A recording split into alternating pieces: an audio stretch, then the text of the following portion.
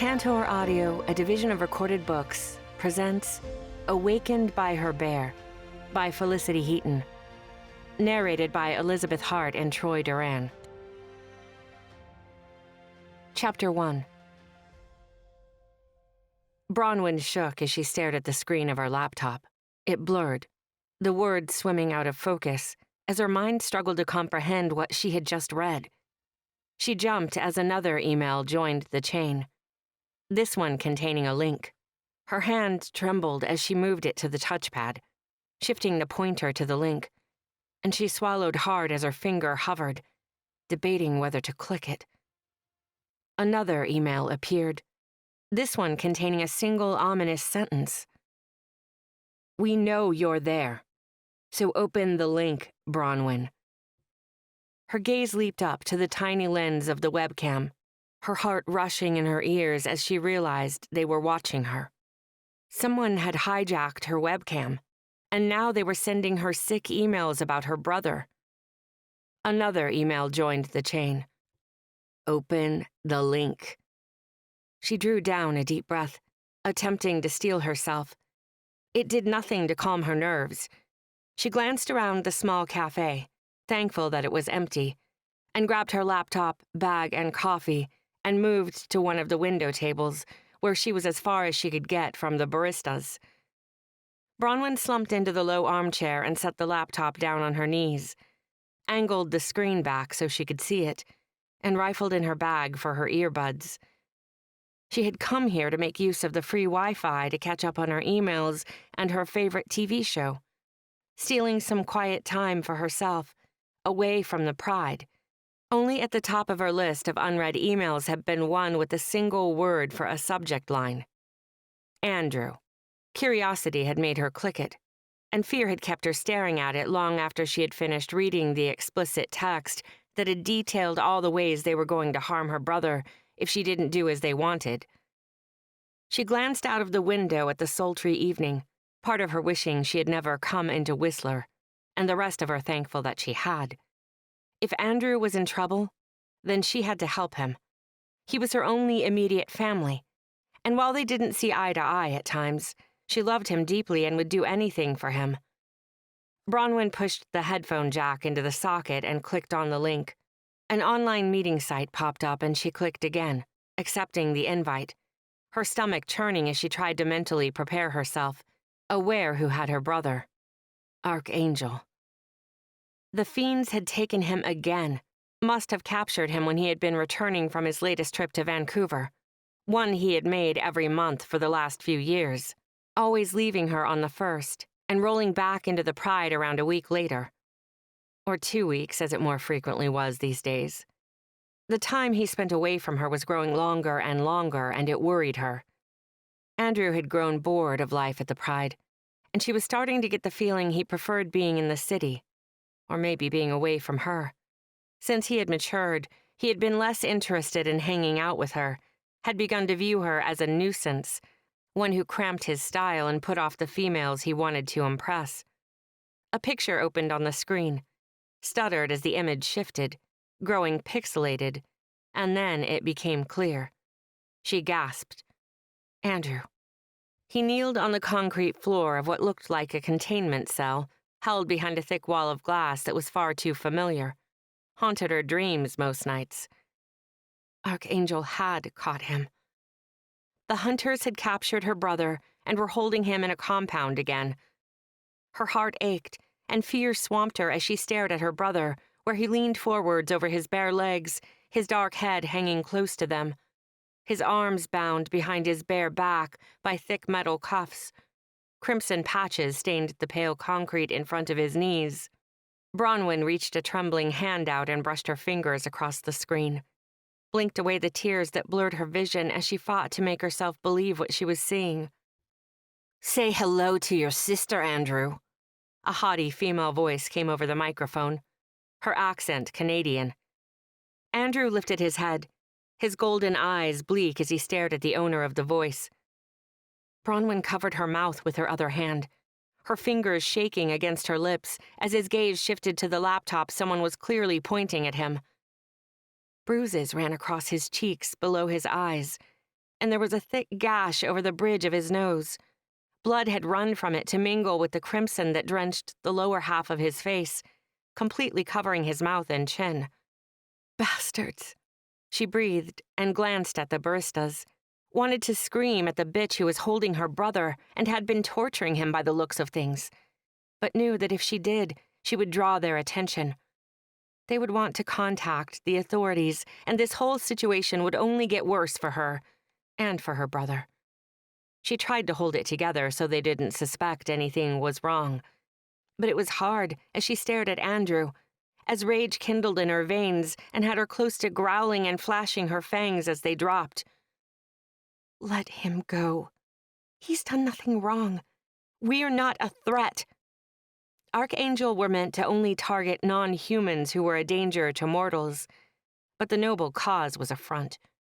The heart of Archangel was rotten, filled with vile hunters who sought to make money off her kind, or get their kicks by watching shifters rip each other apart in the cages of their underground arenas. Places like the one she and her brother had been held in after Archangel had raided their pride.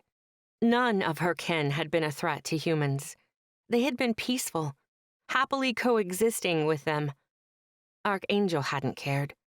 The leaders of the local secret arena had needed fighters, fresh blood for the cages, and had taken more than a dozen of her pride. Only she and her brother had survived long enough to escape. The image moved again, blurring as someone turned the laptop around, and then a middle-aged blonde female filled the screen, dressed in black fatigues and wearing a cold look in her dark blue eyes. We will let him go, Bronwyn, providing you do as you're instructed. Bronwyn barely leashed the urge to flash fangs at her. Wanted to ask what would happen if she didn't, but knew in her heart what the answer would be. They would kill him. What do you want? Her voice shook as she asked that, fear getting the better of her as the female turned the camera back to her brother. That fear jacked up as she saw he wasn't alone now. A big dark-haired male was in the cell with him, gripping Andrew's chestnut hair and pulling his head back. She swallowed thickly and shook her head as he caressed Andrew's throat with the flat of a short blade, his brown eyes locked on the camera, a sick glint in them that said he wanted to hurt her brother, was hoping that she would try to resist or wouldn't do as they ordered. I just want you to do something for me, that's all. The female voice came over the video of her brother. If you don't... Bronwyn lurched forwards as the male nicked her brother's jaw with the blade, and a thin rivulet of crimson spilled down his throat. A wild need to stop him flooding her, making her desperate. Please, just tell me what to do. She cursed herself, hated how quickly she surrendered the fight. She had never been the defiant one out of her and her brother, had always been the one who sought the peaceful route out of a conflict, unable to bring herself to hurt another, even if it was emotionally. Which is why she only felt more terrible when the female spoke. You would have received a cell number and an email. You're going to dial it and make contact with the one who answers it. Bronwyn's stomach twisted in a tight, painful knot, and she pressed her hand to it, sure she was going to throw up. She would do anything for Andrew, but this female was asking too much of her. She couldn't swap someone else for her brother. Wasn't sure she could live with herself if she did such a thing, placing someone else into his position. But one look at him was enough to have her denying the softer part of her, the one that didn't want to hurt someone like that. If she didn't do this, then her brother would be the one suffering. And they might even go as far as killing him. She couldn't live with herself if that happened either, and the pain she would feel would be far worse than if she did as the hunters wanted, subjecting someone else to their wretched plans. The man in the cell with her brother lowered his blade, poising it against Andrew's throat. Andrew tried to lean back to stop the male, but the hunter tightened his grip on his hair, keeping him in place. The weak growl that left Andrew's lips was enough to have her giving up the fight again. She sagged as her strength left her. Fine, I'll do it. Just stop hurting him. The image moved again, blurring, and then revealing the female. She smiled at Bronwyn. You'll make contact with the shifters and get them both to agree to meet with you. We will call again in due time with the next set of instructions. The cold look in the female's blue eyes didn't mask the sick satisfaction the huntress was feeling as Bronwyn's eyes slowly widened. The female had made it sound as if her task was bringing in one shifter, and now there were two? A need to shake her head rolled through Bronwyn. The thought of luring not only one, but two shifters to their demise, causing bile to rise up her throat. She tamped down the urge and tried to silence the whispers in her mind, ones that asked her where this would end. If she brought this female the two shifters, would she then send Bronwyn out for more and more, forcing her to keep bringing her fresh blood for her arena? If you tell anyone about this or fail to follow instructions, the female turned the camera back towards her brother. He screamed as the male hunter plunged the blade into his bare shoulder. Andrew! Bronwyn lurched towards the screen, her heart lodging in her throat as the hunter twisted the blade and blood ran in a thick stream down her brother's arm. Please, stop! I'll do whatever you want. She glanced at the baristas, found them staring at her, and locked her gaze back on the screen. She was running out of time. They would call the police soon. Miss? The brunette female barista came to the end of the counter nearest her. Something wrong? Bronwyn shook her head and snapped. I'm fine. Her gaze leaped back to the screen, her heart sinking as she stared at her brother. She had to do this. She could hate herself for it later, once it was done. Make the call, Bear. And if you even think about warning them, then your brother is dead. The video ended. Bronwyn stared at the image that remained on the screen, brushed her fingers over her brother as she ached inside, feeling hollow and cold to the bone. She could do this. She had to do it. She frowned as the screen changed, revealing an option to download the video, and found herself drawn to the link. She clicked it, saving it to her hard drive, and then closed the browser, stared at the latest email. It contained a number she didn't recognize. Bronwyn grabbed her phone from her bag and added the number to her contacts, closed her laptop and hurried from the cafe, not slowing until she was a good distance away from it. The air was still warm as she moved through the streets, numbed to her soul, resisting the urge to cry. She paid no heed to everyone who looked at her, keeping her head down and hoping they wouldn't stop her to ask her what was wrong. She crossed a car park and headed through the thin strip of trees to the stony shore of Blackcomb Creek and stilled there, breathing deep of the cooler air, fighting for the strength to make the call. It was them or her brother. Bronwyn stared at the water rushing before her as she dialed the number, shut down the softer part of her that had her wanting to find another way to save her brother, because this was the only way. She was going to do this, and for the rest of her life she was going to have to live with the knowledge that she had subjected the two other shifters to the hell her brother was going through. But it was them or her brother, and she had to choose Andrew. Her hand shook as she brought her phone to her ear, her mouth drying out as she listened to it ringing at the other end. Her heart thundered, beating so fast she felt sick and dizzy as she waited. Maybe they wouldn't answer. Maybe she could tell the hunters that and they would let her brother go. She laughed at that, a mirthless chuckle. Maybe she needed to stop deluding herself. The hunters wouldn't let her brother go, not unless she gave them what they wanted. The line crackled as the ringing stopped. Hello, who's this? Oh, gods. Tears welled in her eyes, blinding her, and she covered her mouth as her brow furrowed. Oh, gods, no. She shook her head, a chill sweeping down her arms as she recognized that deep, masculine voice, as she realized what the hunters wanted her to do. She couldn't do this. She couldn't. Hello. Maverick's baritone was more of a growl now, losing all lightness, and she could almost picture how he would look, his silver-gray eyes gaining a sharp edge as his black eyebrows knitted hard, forming that little crease between them that had always been a permanent feature. except for the rare times he had smiled at her.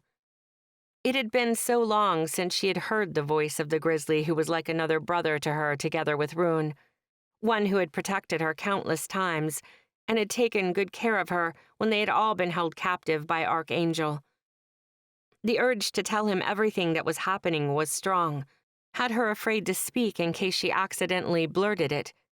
She cursed Archangel again, despising them for making her do this, unsure whether she could go through with it.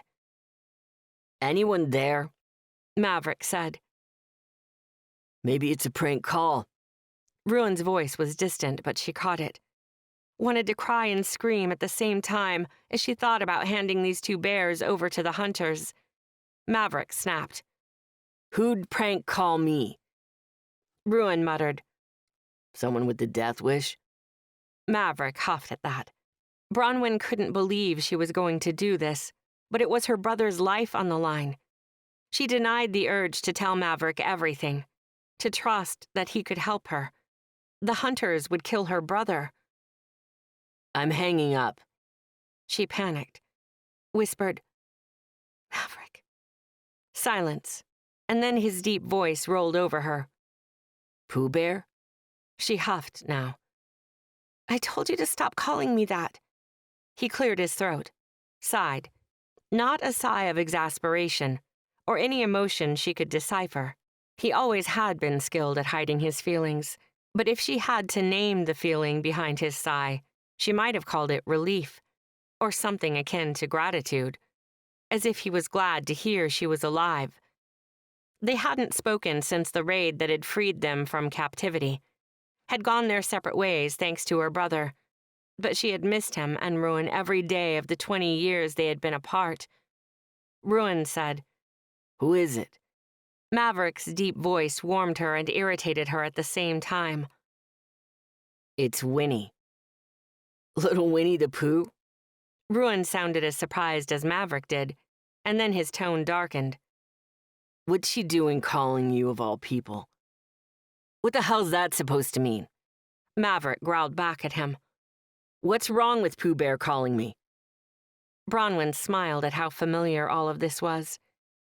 Ruin had always been more fatherly towards her, had always done his best to shield her from the darker side of life at the compound. Maverick had always wanted to toughen her up. She wished he had managed it as she growled, "I'm not a cub anymore. Stop calling me Winnie the Pooh or Pooh Bear." "What's wrong, Bronwyn?" Maverick sounded serious, the hard edge to his voice making it easy for her to picture how his face would be set in dark lines, his gray eyes bright with a hunger for violence. It would have scared most. But gods, she melted at the way he said her name. Feelings she had been suppressing for decades rolling up on her to break over her, catching her in the swell of them. It was Maverick on the other end of the line. Maverick those bastards wanted her to hurt, trading him for her brother. Maverick. She clutched the phone as if she were holding on to him. Maverick, who she'd had the crush to end all crushes on. A galactic-sized crush. She could remember every time they had come into contact, their skin brushing. Whether it had been intentional or accidental, she could remember every smile he had given her. They had been rare, but she had cherished every one, because he had only ever smiled for her. A need to protect him warred with a need to protect her brother, and she was torn between them again. Just as she had been the night they had escaped, unsure whether to choose him or Andrew, her heart or her blood.